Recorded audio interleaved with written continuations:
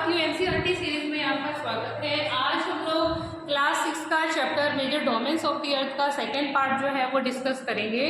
Hydrosphere हमारी अर्थ को blue planet कहा जाता है। क्यों कहा जाता है? क्योंकि हमारी अर्थ पे 71% जो है वाटर है और 29% जो है लैंड है। हाइड्रोस्फीयर में जितने भी स्टेट्स या फॉर्म्स ऑफ वाटर है, ये सारे के सारे हाइड्रोस्फीयर में इंक्लूड हैं। चाहे वाटर जो है वो आइस शीट्स के रूप में ग्लेशियर्स में अवेलेबल है वो है, या फिर वाटर वेपर के रूप में जो एटमॉस्फेयर में प्रेजेंट है वो है, या फिर इसके अलावा जो अंडरग्राउंड वाटर है जिसको हम लोग भूमिगत जल भी कहते हैं, उसके फॉर्म में अवेलेबल है। तो ये सारे के सारे जो है हाइड्रोस्फीयर का ही पार्ट है। तो 97% जो वाटर है वो ओशंस में पाया जाता है, लेकिन ये सारा का सारा पानी जो है सॉल्टी है, नमकीन है। एक कहावत है, water water everywhere but not water to drink. It means हमारे पास जो है प्लेंटी सोर्सेज ऑफ वाटर है, लेकिन जो फ्रेश वाटर है जो हमें पीने के लिए चाहिए वो पानी जो है हमारे पास अवेलेबल नहीं है, जिसके कारण हमारे यहाँ पर पानी की जो है शॉर्टेज है। हमारे पास जो फ्रेश वाटर है उस फ्रेश वाटर का 2.5% है, और 2.5 में से जो हमारे पास पीने लायक पानी है उसका ओनली लेस देन 1% हमारे पास अवेलेबल है। ओशंस मेजर पार्ट है हाइड्रोस्फीयर का, और जितने भी ओशंस हैं ये आपस में इंटरकनेक्टेड हैं।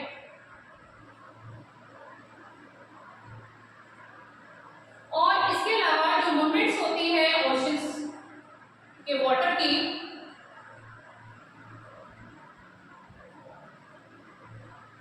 वो 3 वे में होती है। एक है वेव्स जिसे लहरें कहते हैं, एक है टाइड्स जिसे ज्वार भाटा कहते हैं, और एक है ocean currents.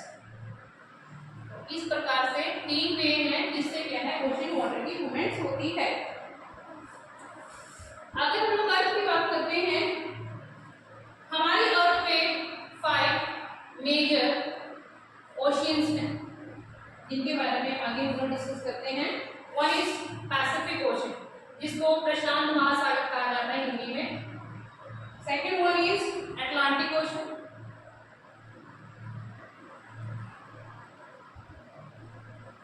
Third is Indian ocean, fourth is southern ocean, and fifth one is Arctic Ocean. So one by one इसके बारे में हम लोग डिस्कस करते हैं। First of all, we will talk about the Pacific Ocean.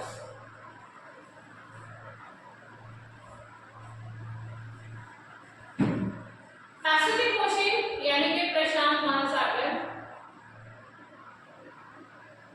one of the largest यानी कि पृथ्वी का सबसे बड़ा ये महासागर है। इसका जो सबसे गहरा पॉइंट है, डीपेस्ट पॉइंट, वो है मैरियाना ट्रेंच। मैरियाना जो ट्रेंच है दैट इज डीप 11,022 मीटर। तो यू कैन इमेजिन कि हमारा जो पैसिफिक ओशन है इसकी जो डेप्थ है वो कितनी ज्यादा है। पैसिफिक ओशन जो है सर्कुलर है शेप में। Asia, Australia, north and south America इसकी बाउंड्री जो है वो बनाते हैं। After Pacific ocean let me move through Atlantic ocean.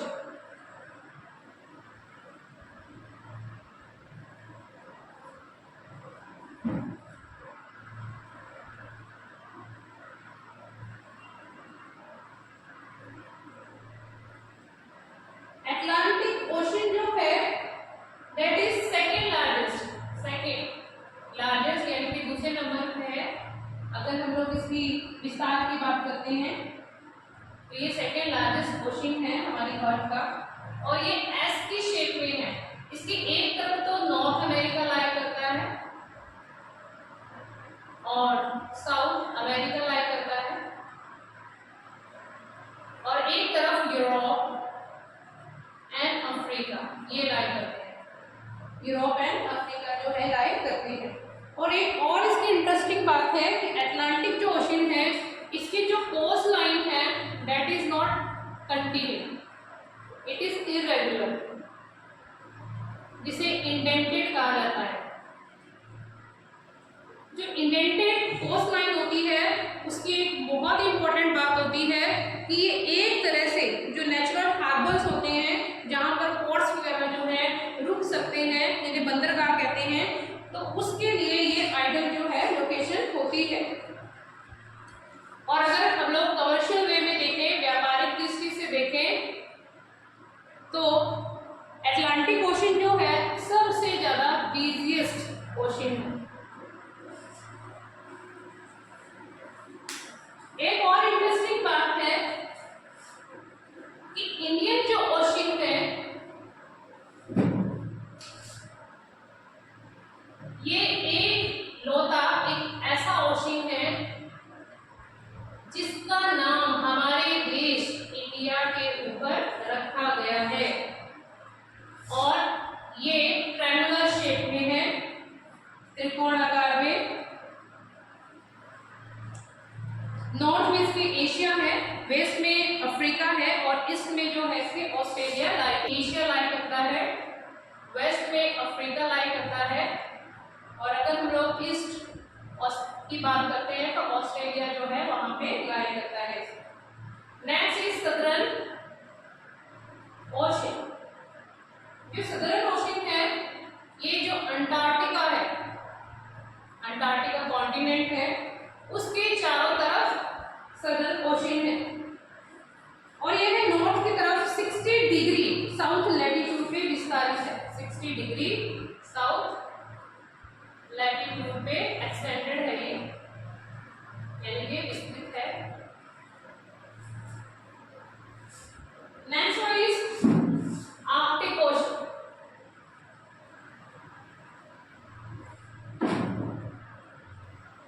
Arctic ocean, Arctic जो सर्कल है, आर्कटिक सर्कल,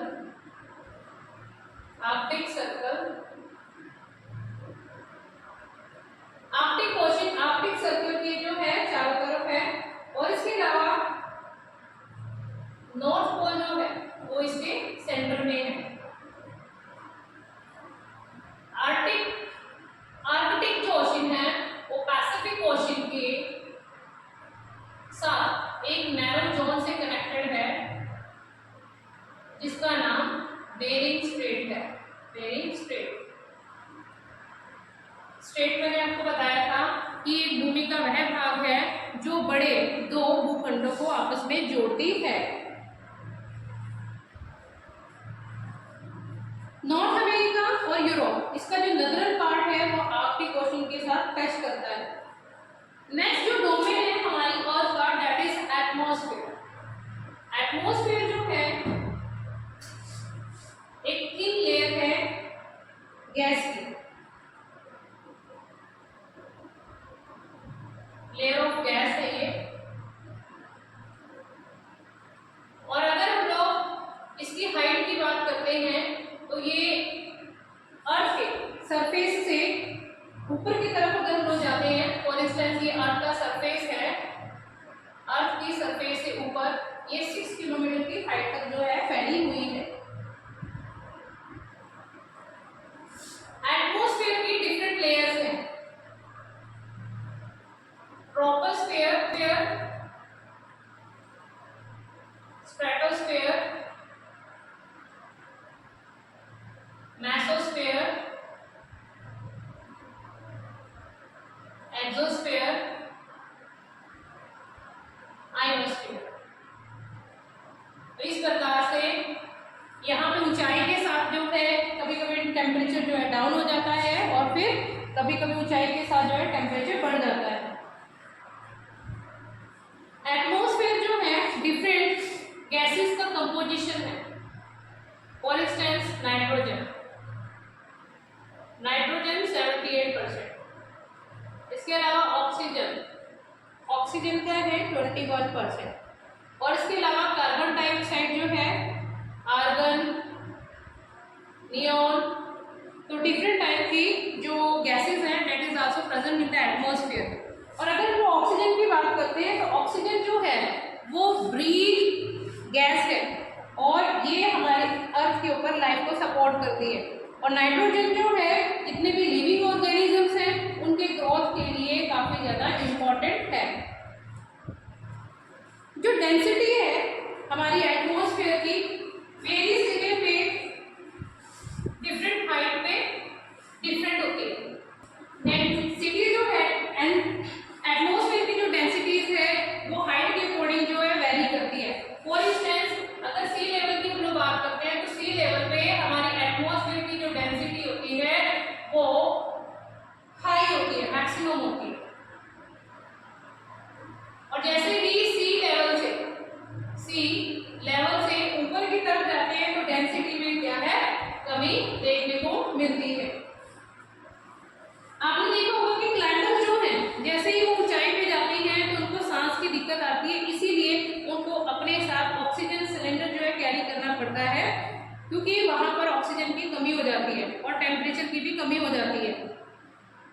जो एयर है ये कहीं पे इसका प्रेशर हाई होता है, कहीं पे लो होता है और जो मूवमेंट है एयर प्रेशर की वो हाई प्रेशर से लो प्रेशर की तरफ होती है। और इसके अलावा जो मूविंग एयर है, मूविंग एयर को विंड कहा जाता है।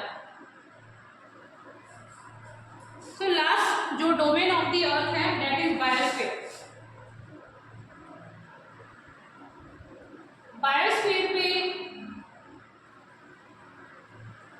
लैंड, वाटर, एयर तीनों इंटरेक्ट करती हैं। इसके अलावा ये जोन है जहां पे लाइफ पॉसिबल, ये लाइफ जो है यहीं पे पाई जाती है। वेरियस ऑर्गेनिज्म जो है वो बायोस्फीयर में क्या करते हैं रहते हैं। और बायोस्फीयर को 2 पार्ट्स में डिवाइड किया जाता है। एक होती है plant kingdom and second one is animal kingdom. तो जितने भी प्लांट्स हैं उनके स्पीसीज हैं वो प्लांट किंगडम में आते हैं और जितने एनिमल्स हैं या उसकी कैटेगरी के हैं वो एनिमल किंगडम्स में आते हैं। तो जितने भी डोमेन्स हैं whether it is hydrosphere, lithosphere, atmosphere, ये आपस में इंटरेक्ट करती हैं और एक दूसरे को अफेक्ट भी करती हैं। फॉर एग्जांपल जैसे हम लोग जंगल में से लकड़ी काटते हैं और उस लकड़ी का हम लोग फर्नीचर बनाने के लिए जितने भी चीज़ें हैं बनाने के लिए इस्तेमाल करते हैं। इसी प्रकार से एग्रीकल्चर के लिए जो हम लोग लैंड को क्लियर करते हैं जिससे क्या है जो टॉप लेयर है वो रिमूव हो जाती है जिसके कारण सॉइल की फर्टिलिटी जो है वो रिटेन नहीं रह पाती। इसी प्रकार से बहुत सारा वेस्ट मटेरियल वो हमारी बायोस्फीयर को या हमारी अर्थ को एक तरह से पॉल्यूट कर रहा है। फॉर एग्जांपल जैसे कार्बन डाइऑक्साइड को हम लोग वायुमंडल में इतना ज़्यादा जो है एमिट कर रहे हैं, भेज रहे हैं, जिसके कारण जो है भूमि का हमारी अर्थ का टेम्परेचर जो है वो इंक्रीज हो रहा है और ग्लोबल वार्मिंग जैसी समस्याएं और इसके अलावा जो टेम्परेचर में वेरिएशन देखने को मिल रहा है आजकल वो हमें नज़र आ रहा है। तो कोशिश ये करनी चाहिए हम ये जैसे पेड़ों को ज़्यादा से ज़्यादा लगाया जाए और कोशिश की जाए कि कार्बन डाइऑक्साइड गैस का जो है